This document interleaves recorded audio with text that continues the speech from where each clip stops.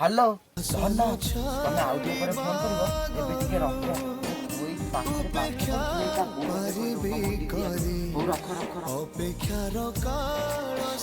आज होची देखता मो बुआ अगर मु धरा पड़ी जाई आज ता मां अगर कहि ता माउसी संगर कथा होतिनु बोली सम गांडरो आज नुगा टिकी सहा बाड़ी थांदा सा को करिमी सहा मते बुद्धि बाड़ देखा हलानी जा होई ठीक टाइम रे होची फोन टा न काटी दिने आज सहा सुनी मते मारी देई थांदा सा किरे बुढ़ा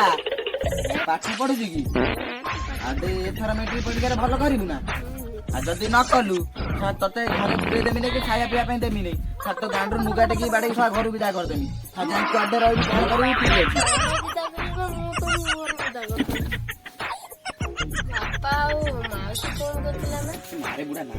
ना ना तो फोन ना माउसी ना मो सांगोटे फोन करथिला ना माउसी राती राती फोन करछे आ बोगार कहनु एटा चापड़े देम सा दौड़ी पळू का कर कहबो चपड़ा दब ना बोगार जाई ना ना बुढ़ा ओ नो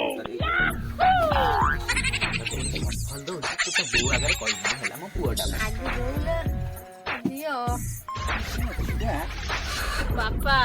सपनटा दियो न तो जानथियो बोगार कहदेबी आ ओ बुढ़ा बुआ